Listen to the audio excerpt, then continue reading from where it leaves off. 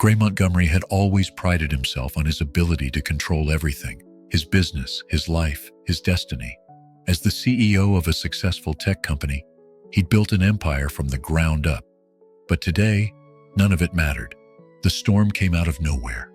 One minute the sky was clear, the roads dry. Then within minutes the clouds gathered with an ominous swiftness, dark and heavy.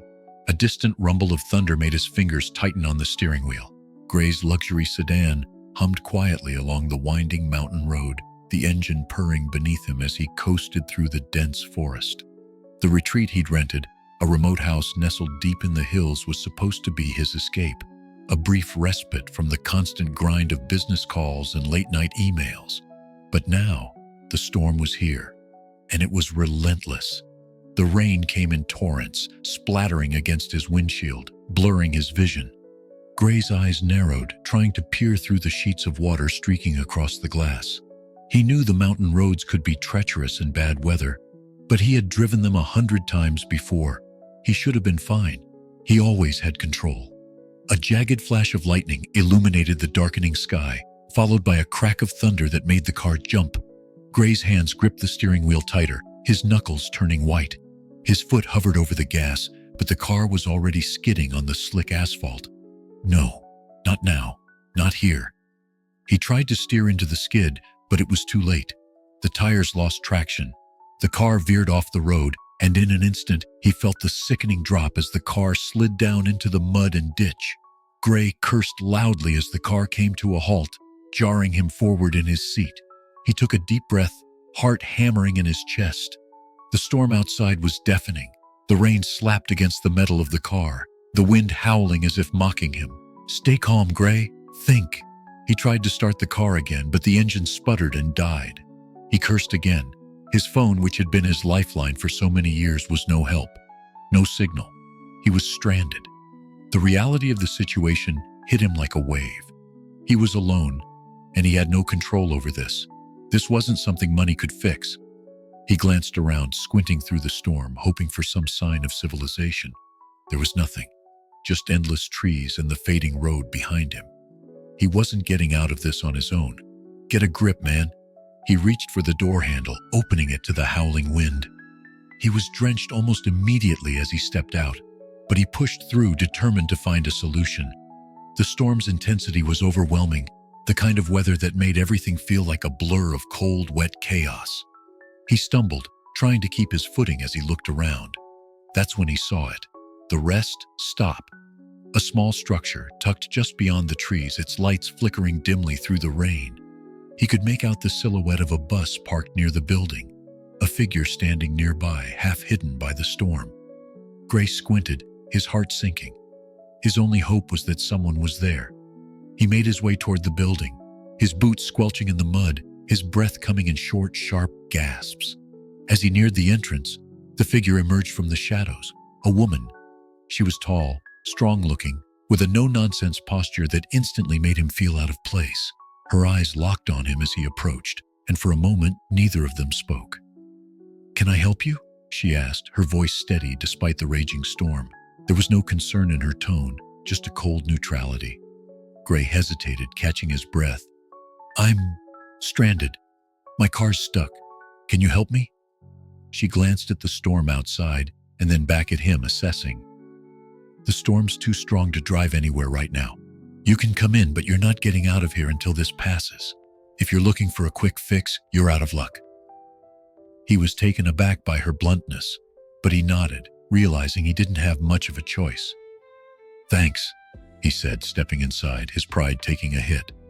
The rest stop was small, lit by dim fluorescent lights that hummed in the background. She stepped behind a counter, keeping her distance. She didn't offer him a seat, didn't ask if he was okay. She simply watched him as if waiting for him to make the next move. "Name's M," she said, her voice cutting through the silence. "Gray," he replied, feeling suddenly out of place in this woman's world of practical survival. They stood there in the quiet, the storm outside lashing against the windows. Gray realized for the first time in years he had no control over the situation. His wealth, his status, none of it mattered in this moment. For a brief, painful second, he allowed himself to feel that. This storm might be the one thing in my life that money can't fix. Gray stood in the dim light of the rest stop, his clothes drenched from the rain. Em hadn't moved from behind the counter, her eyes fixed on him as if she were assessing his every move. He shifted uncomfortably, the silence between them thick with unspoken words. "So," she said, breaking the silence, "what exactly do you expect me to do? It's a storm. It's not like I can call a tow truck for you right now." Her voice was flat, almost detached, but there was an edge to it that made him feel small. Gray opened his mouth to argue, to explain that he wasn't the kind of man who needed help, but the words stuck. Instead, he settled for a stiff nod, realizing she was right. The storm was relentless, the wind howling outside, and there was no sign of it letting up. He was stuck. Em turned toward the small kitchen area, grabbing a cup of coffee and setting it down on the counter. "If you're staying here, you're gonna need more than just luck to get through this. You're not leaving until the storm clears up." Gray walked over, feeling his frustration rise again. He wasn't used to being at the mercy of anyone or anything, and certainly not a stranger. "I know how to take care of myself," he muttered under his breath, more to himself than to her. Em glanced at him from the corner of her eye. "Do you?" she asked quietly. "Because right now, you look like you've never had to do anything for yourself except write a check." He froze. Her words were sharp, cutting into the carefully constructed walls he had spent years building around himself. He opened his mouth to retort but shut it quickly, not sure what to say. This wasn't a world where money could fix things. Not here. Not now. The storm continued to batter the building, the wind screeching and rattling the windows. Gray moved toward the window, looking out at the downpour. The darkness outside was oppressive, the kind of storm that felt alive, as though it were swallowing the entire world whole. "This isn't a place for you," Em said, her voice a little softer now. She stepped around the counter, walking toward him. "You're used to clean, predictable situations where you call the shots. Out here, you're just a guy with a wrecked car stuck in a storm." Gray flinched, but something about her tone made him pause. There was no judgment in her voice, just a matter-of-fact observation. It wasn't until then that he realized just how out of place he truly was. "I don't usually," he started, then stopped. He didn't want to admit how helpless he felt, especially to someone like her. "Usually what?" Em raised an eyebrow. "Fix things with money?" Gray's gaze snapped back to her. He couldn't deny it. He had spent years surrounding himself with people and things that validated his success, never once having to face a situation like this, one where his wealth couldn't provide an escape. "Let me help," she said, her voice a little softer now. "I don't have much, but I've learned to make do. You think I wanted to be here driving a bus, cleaning up after storms? But this is life. You don't get to control everything." Gray opened his mouth, but again no words came out. He was used to the idea of life being something to be conquered, manipulated. But here, in this small, cramped room with a stranger, he couldn't ignore the growing truth that was gnawing at him. Gray started, but the words died on his tongue. Instead, he reached for the cup of coffee Em had set down on the counter. He didn't drink coffee often, but something about the warmth of the mug felt grounding in this moment. As he sipped, he felt a twinge of gratitude toward her, though he wouldn't admit it aloud. Em watched him for a moment, then pulled a chair out from the corner of the room and sat down. "You're not going to figure this out on your own," she said, her tone matter-of-fact. "But that doesn't mean you're useless. We'll get through it together." Gray turned to her, his mind racing. He didn't want to need help. He didn't want to feel weak, especially not in front of someone like Em. But the truth was there, hanging in the air between them. He was stuck, and this woman, who had no reason to help him, was the only person who could. He took another sip of coffee, his thoughts swirling. "What do we do now?" he finally asked, his voice quieter than before. Em leaned back in her chair, eyes scanning the room. "First we wait for the storm to pass. Then we figure out how to get you out of here." Gray nodded, the weight of the situation settling in. For the first time, he wasn't in control. But maybe, just maybe, that was what he needed to learn. The storm outside had softened into a constant heavy drizzle, the sky still cloaked in an oppressive gray. Inside the rest stop, The hum of the fluorescent lights was the only sound that filled the otherwise quiet room. Gray stood by the window, watching the water trickle down the glass, his thoughts far away, clouded by the realization that he was more vulnerable than he had ever allowed himself to believe. Em had settled into a chair, her gaze following him, but she didn't speak. The silence between them had become a heavy thing, not awkward, but full of unspoken truths neither of them were quite ready to face. "You're quiet," she finally said, her voice cutting through the tension. "You thinking about how to get out of here?" Gray shook his head without turning to look at her. "I'm thinking about how I ended up here," he said quietly, his voice sounding foreign even to himself. Em said nothing for a moment, but she didn't need to. She had already guessed. She could see it in the way his shoulders slumped, the rigidity in his posture slowly starting to fade. He had been forced into this moment, and she could tell it was breaking something inside of him. After a long pause, Gray spoke again, his voice softer this time, almost hesitant. "I thought I could fix anything, but here I am, stuck in the middle of nowhere, with no control." Em's eyes softened. "Sometimes, not having control is the only way to see things clearly," she replied, her words almost like a quiet mantra. "You might have built your life on control, but the real test is what happens when that's taken away. That's when you learn what you're really made of." Gray turned to face her, finally meeting her gaze. "What about you?" he asked, his voice low. "What's your story? What makes you strong?" She hesitated, looking away briefly. "It's not about strength. It's about survival." She leaned back in the chair, her body relaxed but her eyes sharp, fixed on some faraway thought. "I've had to be strong, sure, but that wasn't a choice. I didn't get a luxury to build my life. It was just survival every day. Things aren't always what they seem, Gray." Gray took a slow step toward her, curiosity pulling him closer despite the storm of emotions swirling inside him. "What do you mean?" Em looked at him then, her eyes revealing more than she'd said aloud.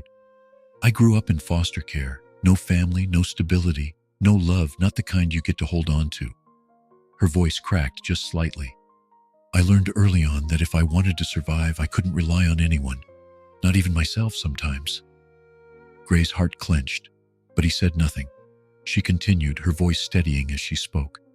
"The only way I got through it was by keeping my head down, moving forward and never expecting anyone to help me. And sure, that built a kind of strength in me, but it also made me afraid. Afraid to trust anyone. Afraid of what might happen if I let someone else in." The words hung in the air, heavy with meaning. Em's honesty hit him harder than he expected. He didn't know how to respond, so he didn't. Instead, he just listened. "You know," she said, breaking the silence, "most people who have everything, money, success, don't know how hard it can be. Not really. They think they do, but they don't. And that's why they end up—" She trailed off, looking at the ground. "End up what?" Gray asked, his curiosity piqued. "Lost," she said simply. "You get so used to the world bending to your will that when it doesn't, you don't know how to handle it." Gray felt the truth of her words deep in his chest. He wasn't used to feeling so exposed. But somehow, here in this small room with this woman who had seen hardship in ways he couldn't begin to imagine, he felt the walls around him start to crumble. He swallowed hard, fighting the urge to bury his emotions. "I don't know how to let go of everything I've built," he confessed. "I don't know how to stop being the guy who fixes everything, the guy with all the answers." Em didn't respond immediately. Instead, she stood up and walked over to the counter, grabbing 2 mugs from the shelf. "You're not alone in this, Gray. No one is," she said, her voice steady. "And maybe that's the first thing you need to learn. Letting go doesn't mean losing. It means being real with yourself for once. You can't fix everything with money or control. Sometimes you have to sit with the mess, let it be what it is." Gray stood frozen, absorbing her words. For the first time in his life, he didn't have a solution.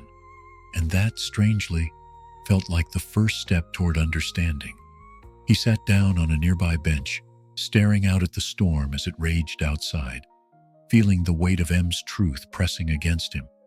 For the first time in years, he wasn't worried about how to fix things. He was just there. alive, vulnerable, real. The silence between them wasn't uncomfortable anymore. It was just two people, for the first time, accepting the storm that raged both outside and within. The rain had not let up. If anything, it was heavier now, relentless, a constant wall of water that seemed to drown out everything else. Gray had always thought of storms as temporary, something to ride out, something that would eventually pass. But this felt different. This wasn't just about the weather. It felt like a turning point in his life, something that would change him forever. The sound of water trickling into the rest stop's corners snapped him out of his thoughts. He looked around, realizing that the flooding was beginning. The rest stop wasn't built to withstand this kind of weather. The walls creaked with each gust of wind, and the floor was damp, the water rising slowly but steadily. "Em," Gray said, his voice shaky as he stood up, scanning the room for her. "What do we do now?" Em was already on her feet, moving around the room with calm efficiency. She grabbed a mop from the corner, checking the door and the windows. "We do what we can," she said. Her tone was flat, practical. "I'll start clearing the back. You help me with the supplies." Gray nodded, feeling useless. He had no idea how to handle this. He couldn't fix this storm with his usual methods, and the helplessness of it gnawed at him. He felt the weight of the situation, really felt it, for the first time. As he started moving boxes of supplies to higher ground, his mind raced. This wasn't the kind of problem that could be solved with a phone call or a business deal. There was no easy solution, no way to simply throw money at it and walk away unscathed. He glanced over at Em, who was organizing the kitchen area, making sure all the perishables were secured. There was something about the way she moved, so purposeful, so unaffected by the panic that would have overtaken most people in this situation. He could see it now. The strength in her wasn't just physical, it was emotional, mental.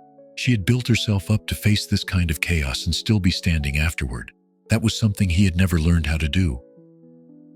"Em," he called, his voice soft but urgent. "How do you stay so calm?" She paused, looking up at him with an almost unreadable expression. "Because I've been through worse. This isn't the worst thing that's happened to me." Her words stung, but not in a way that made him angry. They made him feel small. Small in the sense that he had spent his entire life avoiding anything that might challenge his control. And now, here he was, standing in the middle of a storm, unable to do anything but hold on and hope for the best. "I don't know how to just accept this," he admitted, his voice cracking just slightly. "I don't know how to be like you."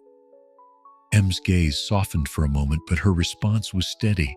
"You're not supposed to be like me, Gray. You're supposed to be like you. The problem is you've spent your whole life hiding behind who you think you should be. You've never had to let go of your perfect little world before, and now you're here and it's messy. It's ugly. But that's life." Gray felt her words sink deep into him. They resonated in a way he couldn't explain. His entire existence had been about control, about perfecting everything. But perfection was an illusion. He could see that now, as the water began to rise around him, threatening to swallow everything he had once held dear. As they worked, the storm outside grew louder, the rain beating down in unrelenting waves. The flooding wasn't just coming from the outside. It was creeping into every corner of his mind, too. He couldn't escape it. He had to face it. And as much as he hated it, part of him knew this was the only way forward. "Em, I don't know how to trust anyone," Gray confessed, his voice barely above a whisper. "I've always had to do everything myself, but now I'm just here, with you, and I don't know what I'm supposed to do." Em stopped what she was doing and turned to face him fully, her eyes meeting his. "You trust people by letting them in, Gray. You stop pretending you can do everything alone. You start accepting help even when it feels like weakness. But it's not weakness, it's strength." The storm outside howled louder, the wind rattling the windows as though the world itself was trying to tear everything apart. But in the middle of the chaos, something shifted inside him. The walls he had built up, the ones that kept everyone and everything at a distance, started to crumble. It wasn't easy, it wasn't clean, but he knew in that moment that this was the beginning of something new. The floodwaters continued to rise and the rest stop groaned under the weight of the storm. But inside, amid the chaos, there was something else. A sense of understanding, of connection. For the first time in years, Gray didn't feel like he had to carry everything alone. And that realization, small as it was, felt like the first step towards something far greater than anything he had ever built. The storm had subsided, but the air felt heavy with tension, as if the world was holding its breath. The once torrential rain had turned into a steady drizzle, but it still clung to the windows like a reminder of the chaos outside. Inside the rest stop, the silence was deafening. Gray and Em had spent the last few hours moving supplies and reinforcing the structure, the work dull but necessary. Gray was exhausted, but his mind couldn't seem to quiet down. The weight of everything, the storm, the emotional revelations, the sense of vulnerability, pressed against him. He had always been the one to fix things, to make everything work. But this felt different. It felt like there was no quick fix, no easy way out. As he stood by the window looking out at the clearing skies, the quiet hum of the storm was broken by the sound of a vehicle pulling up. At first, Gray didn't think much of it. It could be a rescue team, or maybe just someone trying to find shelter. But as the door creaked open, his stomach dropped. Lana. Gray's ex-wife stepped into the room drenched from the rain, her eyes scanning the space with the kind of sharpness that made him feel like he was being sized up. Behind her, a small group of people emerged from the vehicle. Rescue workers, maybe. But it was Lana who commanded his attention. "Gray," she said, her voice smooth and familiar as though nothing had changed. "I thought I'd find you here. When you didn't answer my calls, I came looking." Em tensed beside him, her eyes narrowing as she assessed the situation. Gray could feel her gaze on him, but he couldn't look away from Lana. "What are you doing here?" Gray asked, his voice thick with disbelief. Lana stepped forward, her heels clicking on the wooden floor. "I came to get you. We need to get you out of here. This storm isn't going to stop anytime soon." Em moved to stand between them, a protective stance that made the air around them thick with tension. "We're fine here. You should go." Lana's eyes flickered to Em, dismissing her with a glance. "I'm not here for your opinion. I'm here for him," she said, her tone sharp. Gray's chest tightened, his heart racing. Lana's presence was like a storm all its own, unpredictable, manipulative, and suffocating.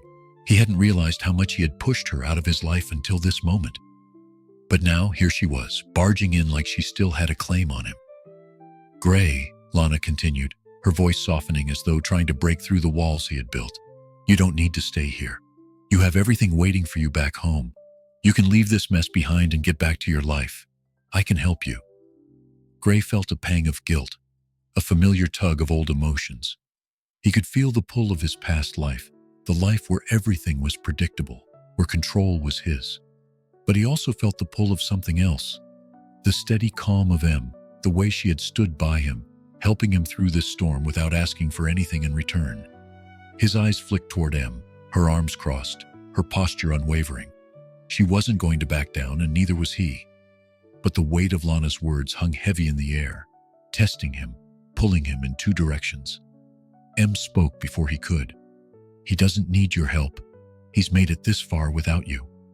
Lana's gaze snapped to Em, a flicker of contempt in her eyes. "You don't know him the way I do. He's not cut out for this. He never has been." Gray felt a surge of anger, something he hadn't expected. But the anger wasn't directed at Em. It was directed at himself, at the years he had spent running from who he really was. Lana's words, once so familiar, now felt hollow, manipulative. She was still trying to pull him back into the life that had made him numb to everything that mattered. "Lana, you don't get to tell me who I am anymore," Gray said, his voice firm, more certain than he had been in a long time. "I'm not going back to that life, not with you, not with anyone." For a moment there was silence. Lana's expression faltered, her eyes widening as though she hadn't expected this response. But Gray stood his ground, his chest rising and falling with each breath. He felt the storm inside him start to quiet, the fog of confusion lifting. "I'm not that man anymore," he added quietly, his eyes meeting Em's. Em's gaze softened, her stance relaxed, but she didn't speak. She didn't need to. The way she looked at him, understanding, supportive, was all the reassurance he needed. Lana looked between them, her lips tightening into a thin line. Fine, she said, her voice cold. If this is how you want it, I can't change your mind. But don't come crawling back to me when you realize you've made a mistake. With that, she turned and walked out, leaving the rest stopped behind. Gray didn't move, still feeling the weight of her words lingering in the air. But as the door closed behind her, he felt a strange sense of relief wash over him. He had made his choice. The door clicked shut behind Lana, and the stillness that followed felt heavy, like a weight pressing down on Gray's chest. The storm outside had cleared, leaving only the sound of water dripping from the eaves, but inside, there was a different kind of storm brewing. Gray felt the air shift, felt the change inside him as he stood there, still processing the conversation. Em was quiet, standing off to the side, watching him. Her presence was steady, like a calm in the eye of a storm. It wasn't until Gray heard her soft footsteps approach that he realized he hadn't moved. "You okay?" she asked, her voice low but filled with concern. Gray took a deep breath, his mind swirling with the remnants of Lana's words. "Yeah, I don't know. I've never been good at letting go of the past. She was always there, always expecting me to come back, but His voice cracked for a brief moment. "I'm not that person anymore, am I?" Em stepped closer, her eyes meeting his with quiet understanding. "No," she said simply. "You're not." The truth of her words hit him harder than he expected. He had spent so many years trying to hold on to an image of who he was supposed to be, but now, standing here, in the aftermath of his choice, he saw it clearly. The man he had been was a reflection of what others expected, not who he truly was. And the moment of truth, this moment, wasn't just about choosing between his old life and the new one. It was about letting go of everything he thought he needed to be. Em's gaze softened and she stepped closer. "You're figuring it out, Gray. It's not easy, but it's worth it." Gray nodded, though a pang of doubt still lingered. He wasn't sure if he was ready for everything that lay ahead, but for the first time he knew he had made the right choice. He looked at Em, seeing not just the strong woman who had helped him through the storm, but someone who had shown him that strength wasn't about power or control. It was about resilience, vulnerability, and the ability to accept help when it was needed. "Why are you still here?" Gray asked, his voice quiet, almost ashamed. "After everything I've put you through, you're still standing here." Em met his gaze and smiled faintly. "You're not the only one who's been through something," she said, her voice firm but gentle. "But unlike you, I didn't have the luxury of pretending everything was fine. I had to face the hard truths a long time ago." Her words were a reminder of just how different their lives had been, yet how deeply they had come to understand one another.